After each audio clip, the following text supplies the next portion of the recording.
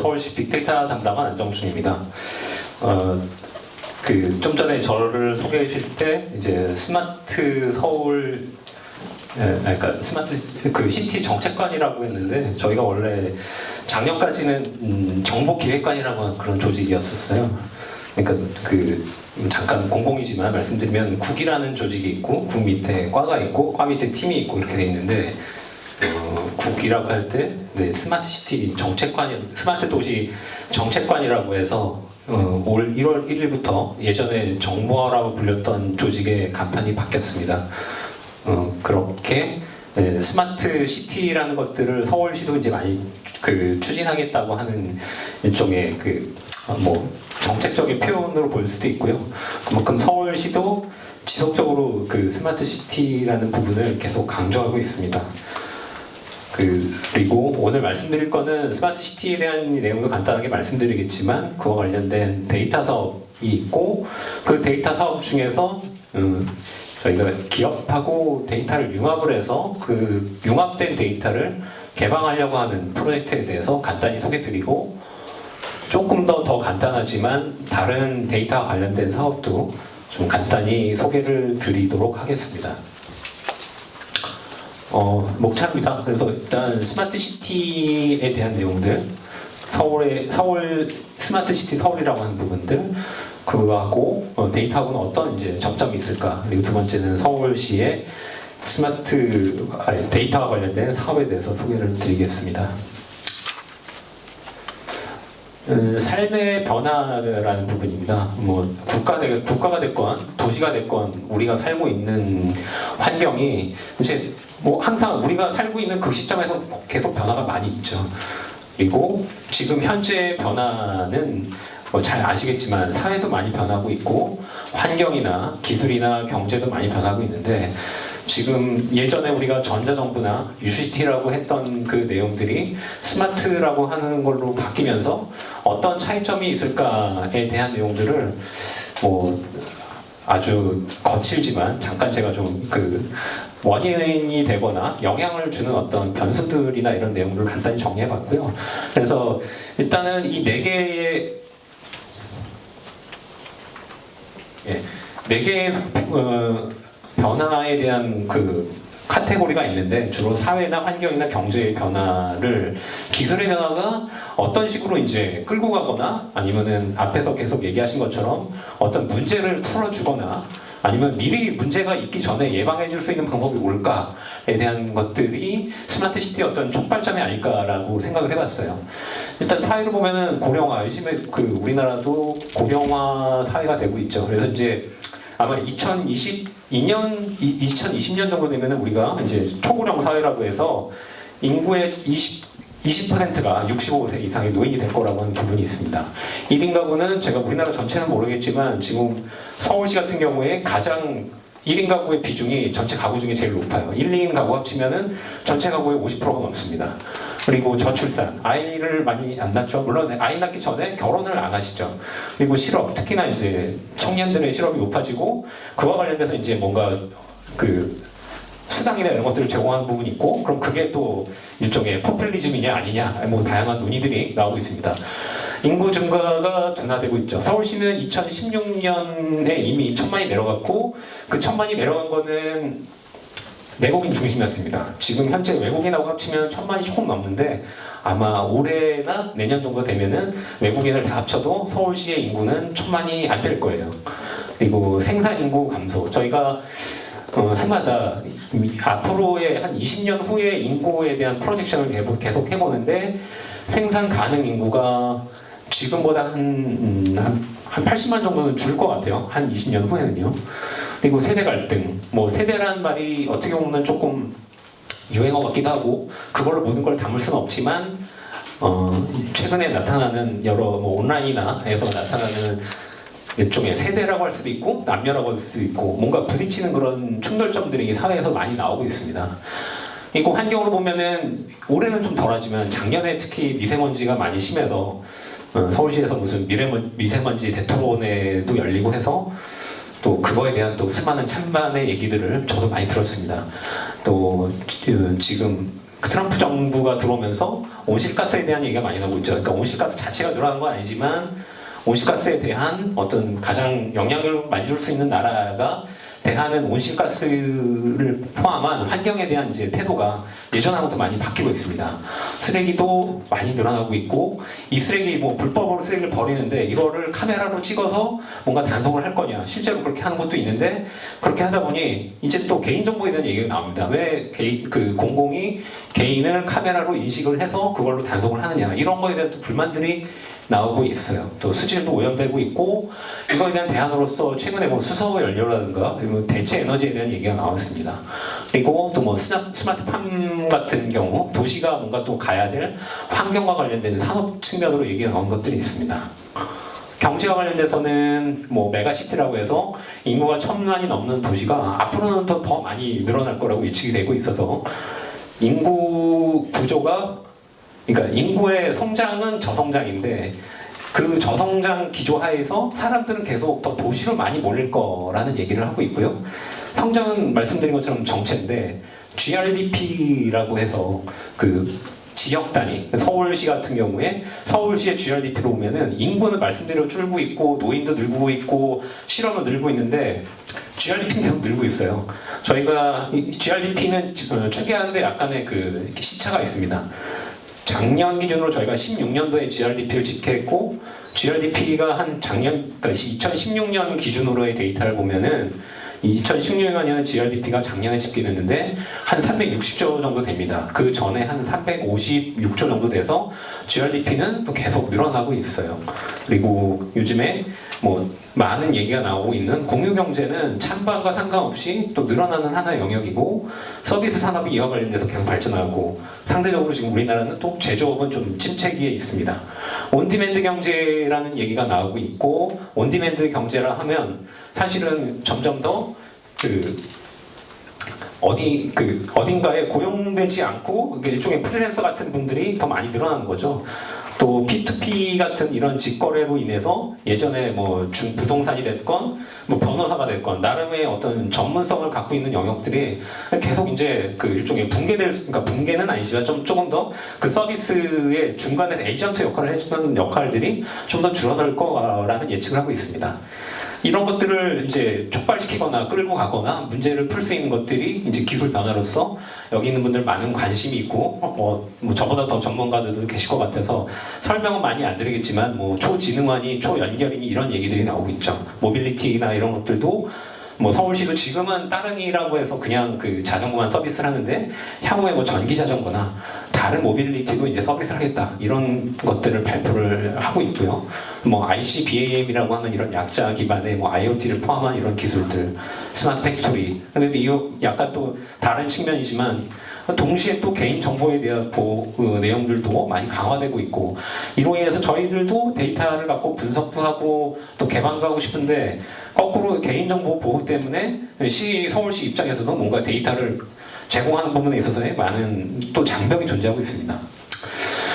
이번에는 스마트 도시에 대한 얘기를 잠깐 드리겠어요. 제가 전 국토부의 소속도 아니고, 근데 일단은 우리나라 전체의 스마트 도시에 대한 중장기나 큰 방향성이 뭘까를 제가 봤을 때는 국토부에서 이제 이런 정책과 관련된 계획이 있어서 이건 제가 이제 간단히 정리했고 큰 설명을 드리려고 한 건 아닙니다.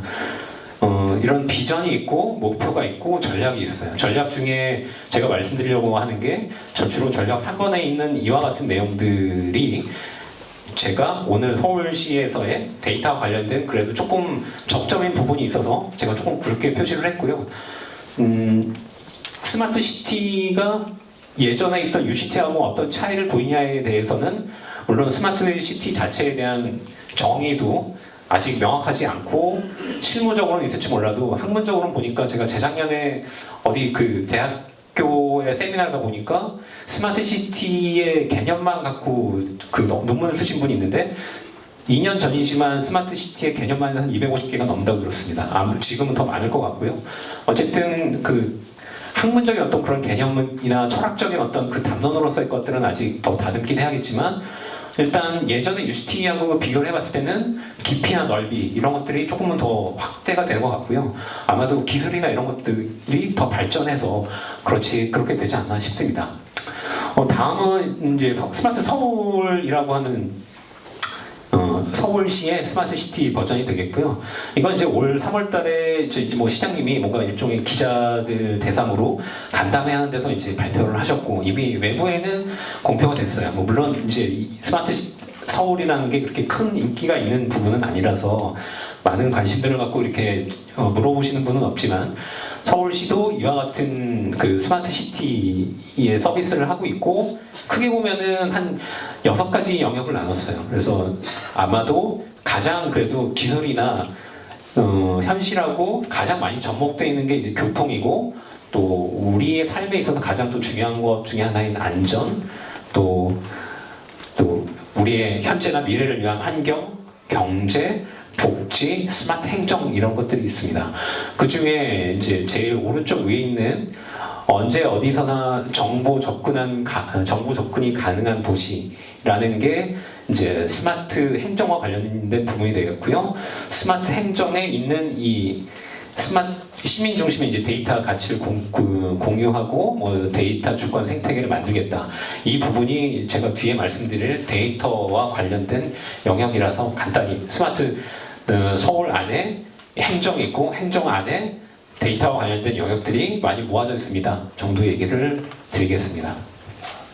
그리고 그 스마트 행정과 관련돼서는 일종의 실행할 수 있는 내용들이 그럼 뭐가 있을까를 보면은 제가 좀 뒤에 설명을 드리겠지만 뭐 이제 상당히 그 공무원이 만든 이름처럼 보이는 민관공동 빅데이터 플랫폼 구축이라는 사업이 있고 이건 뒤에 조금 말씀드리겠고요. 공공데이터 통합 저장소라는 것들도 지금 이제 사업을 준비 중입니다. 예.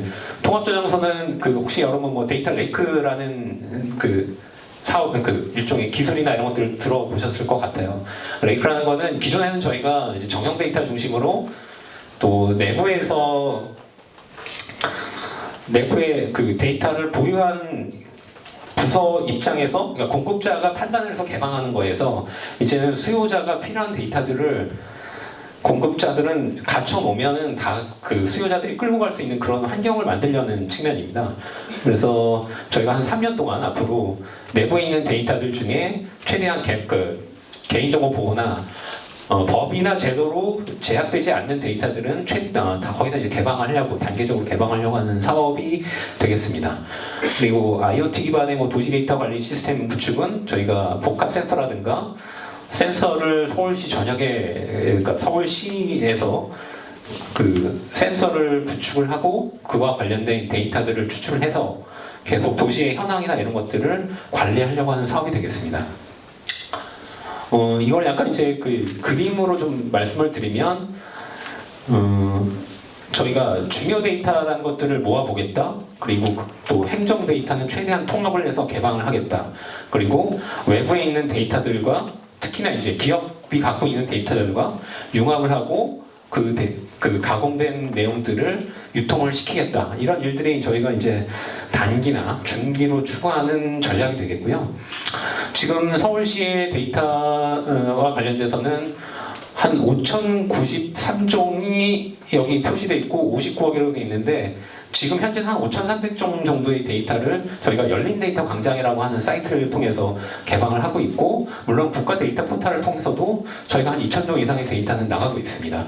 그리고 이용 실적은 지금 59억이라고 써 있는 거는 이제 뭐 일종의 API를 통한 그 트랜잭션을 다 포함한 거고 현재는 한 60억 건 이상이 나오고 있고요. 경제 가치라는 거는 이제 저희가 뭐 어떤 산하의 아니면은 연관된 연구소를 통해서 그 가치 평가를 몇 년 전에 한번 해봤는데 한 뭐 1.5억 정도의 가치를 평가를 하고 있습니다. 그리고 이게 좀 이게 빨간 게 좀 잘 안 나와서 그랬는데요. 아까 제가 잠깐 도시 센서, IoT 센서를 말씀드렸는데 복합 센서를 한 14,000개, 또 분야별 센서라고 해서 뭐 미세먼지, 소음 이런 각각의 센서를 한 36,000개, 최고 한 5만 개의 센서를 단계적으로 계속 설치하고 그 데이터를 확보를 해서 그걸 갖고 분석도 하고 또 개방도 하는 일들을 하려고 하고 있고요. 그와 관련돼서는 뭐 또 관련된 네트워크들도 IoT와 관련된 네트워크를 단기적으로는 뭔가 임대해서 그 통신사업자의 망을 빌리지만 향후에는 IoT 네트워크망 또한 구축을 할 예정입니다. 그리고 잠깐 말씀드렸지만 데이터 레이크 사업은 19년, 20년, 21년 그래서 3년 3단계를 통해서 저희가 정형, 비정형 데이터들을 21년까지 다 개방을 하려고 하는 게 있고 또 뒤에 말씀드리겠지만 융합 데이터도 저희가 플랫폼을 통해서 데이터를 분석을 하거나 실제로 기업 데이터에 관심 있는 분들에게 제공하려고 하는 이런 사업을 준비하고 있습니다.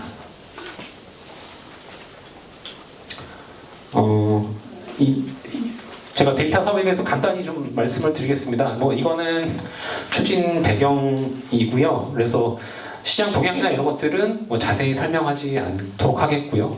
공공 데이터의 융합 사례는 뭐 서울시는 2013년이라 아주 오래전 얘기일 수는 있지만 그래도 뭐 통신사하고 협업을 통해서 뭔가 그 심야에 다니는 버스의 경로를 설정한 부분들 그리고 또 하나는 뭐 서울시하고 지금 뭔가 협업으로 구조를 하고 있는데 일단 뭐 교통연구원이라고 하는 곳에서 또 그 교통량 데이터하고 내비게이션 데이터를 갖고 데이터가 없는 곳에 교통량 추정하는 이런 일들도 진행하고 있습니다. 저희가 공공 데이터 관련돼서는 개방, 분석, 활용 측면으로 잠깐 말씀을 드리면 개방은 말씀드린 것처럼 열린 데이터 광장을 통해서 계속 개방 작업을 2012년부터 지금까지 하고 있고요.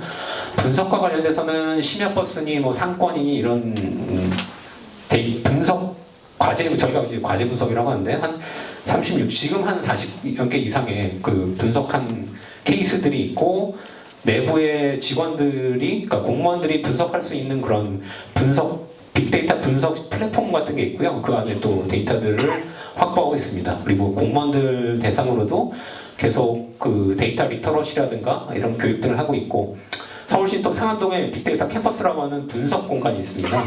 거기에 이용자들이 한 450건 정도의 이제 프로젝트 분석하신 게 있어서 뭐 저희가 그러니까 그 케이스를 갖고 있는 건 아니지만 적어도 그 명칭과 누가 어떤 거를 했다 정도의 데이터들을 갖고 있고 또 시민단체하고 또 저희가 일종의 그러니까 도시가 갖고 있는 문제 해결을 위해서 시민단체나 시민들과 협업 프로젝트들도 지속 수행 중에 있습니다. 이게 제가 말씀드리려고 하는 일종의 이제 기업과의 융합 데이터 생성, 개방 사업이 되겠고요. 작년부터 해서 저희가 외부에 있는 교수님이나 업계에 있는 분들하고 얘기를 했을 때 외부에서 가장 목말라하는 것 중에 하나가 공공 데이터도 있지만 공공 데이터도 아직 개방을 더 많이 해야 되지만 사실 필요한 거는 기업들이 갖고 있는 데이터 예를 들면은 뭐 그러니까 인구에 대한 정보, 소비에 대한 정보, 또 소득에 대한 정보 이런 데이터들을 구했으면 좋겠다라는 니즈가 되게 많으셨어요. 그래서 그 사업들 그 목적이나 요구사항을 어떻게 풀어볼까를 갖고 저희가 이 사업을 시작을 하게 됐습니다. 그래서 일단은 그 데이터를 만들어진 데이터들을 개방을 하고 공유하고 활용하고 할 수 있는 그런 에코시스템을 최종적으로는 가고 싶다라는 게 되겠고요. 그리고 또 기업이나 학계나 연구기관 뭐 이런 분들 보면은 데이터를 계속 목말라 하시는 상황이라서 저희들이 최대한 니즈에 최대한 부합하는 데이터를 만들고 개방을 해서 그 어떤 경험들을 더 쌓게 할 수 있는 방법을 찾아보자라는 게 되겠고 그래서 또 내부에 있는 공무원들에게도 뭔가 과학 행정을 위해서는 그에 맞는 증거로서 또 쓸만한 데이터들을 제공해야 된다는 것들이 필요했고요. 그리고 또 이로 인해서 데이터 산업이 좀 더 발전을 하고 활성화되기를 바랍니다.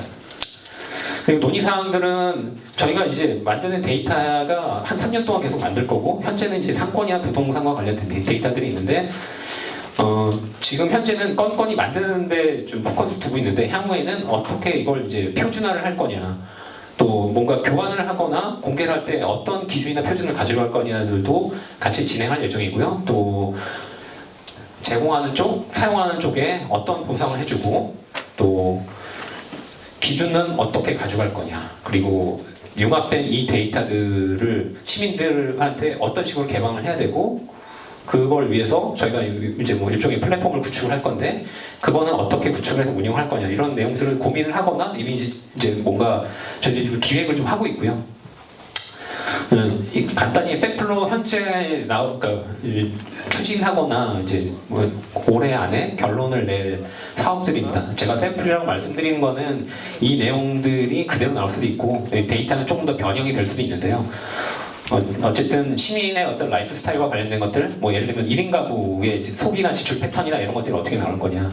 그리고 소형 공동주택이라고 해서 뭐 아파트는 시세 데이터가 아파트는 거래가 많기 때문에 시세 데이터가 많은데 지금 뭐 다가구나 연립주택 같은 경우에는 그 거래가 그렇게 많지는 않아서 그와 관련된 시세 데이터를 만드는 일들도 저희가 이제 스타트업이나 금융기관하고 같이 하고 있습니다. 그리고 상권과 관련돼서는 저희가 뭐 마케팅이라든가 배우지 개발 이와 같은 일 프로젝트를 계속 진행을 하고 있고요. 그래서 올해, 내년, 내후년 되면은 아마 한 20개 정도 이상의 데이터들이 나올 겁니다. 그것들은 클라우드 기반으로 저희가 서비스를 할 예정이고요. 이와 관련돼서는 각각 어떤 추진할 주체들의 그 아레나를 간단히 좀 정리를 했고 이게 추진 절차입니다. 뭐 지금까지는 저희가 TF를 한 8개의 기업들, 뭐 통신, 금융, 유통, 뭐 이런 기업들하고 뭐 협의체 갖고 뭐 잘 해보자 모인 다음에 그걸 갖고 어떤 프로젝트를 할 거냐에 대한 논의를 해서 지금 진행 중에 있고 내년에는 이거를 저희가 올해는 시범 사업이라 했고 내년에는 본격 사업을 진행할 겁니다. 그래서 이제 계속 데이터들은 계속 나갈 거고요. 그 데이터들 제공을 아까 말씀드린 어떤 플랫폼 형태로 진행을 할 거고요. 그래서 결국은 뭐 그런 데이터들이 나오면은 훨씬 더 분석할 만한 데이터들이 많이 나오니까 아마도 경쟁력이 올라갈 거고 또 그런 데이터를 갖고 뭐 스타트업이나 여기 계신 분들이 뭔가 데이터를 만든다고 하셨을 때는 뭔가 부가가치나 이런 것들이 더 나올 거고 또 이로 인해서 생태계가 좀 더 나아질 거고 이런 일들을 준비 중에 있습니다. 제가 좀 두서없이 말씀을 드렸고요. 저희가 일단은 여러분도 혹시 생활인구라고 하는 그런 데이터를 경험해 보셨는지 모르겠어요. 그게 저희가 재작년에 했었고 올해 말 정도 되면은 저희가 다른 기관들하고 협업을 해서 생활인구의 확대 버전으로 통근 통학과 관련된 인구에 대한 데이터를 다 더 개방을 할 거예요. 생활인구는 1시간 단위인데 통근 통학은 한 20분 단위로 해서 서울뿐만 아니라 수도권에 있는 분들이 서울로 출근을 하거나 아니면 서울에서 수도권으로 가셨을 때 경기도의 어느 동까지 갔는지에 대한 데이터들도 같이 개방을 할 겁니다. 관심을 주시고 의견을 많이 주시면은 데이터들은 더 많이 저희가 개방하려고 노력할 거고요. 또 경청해 주셔서 감사합니다.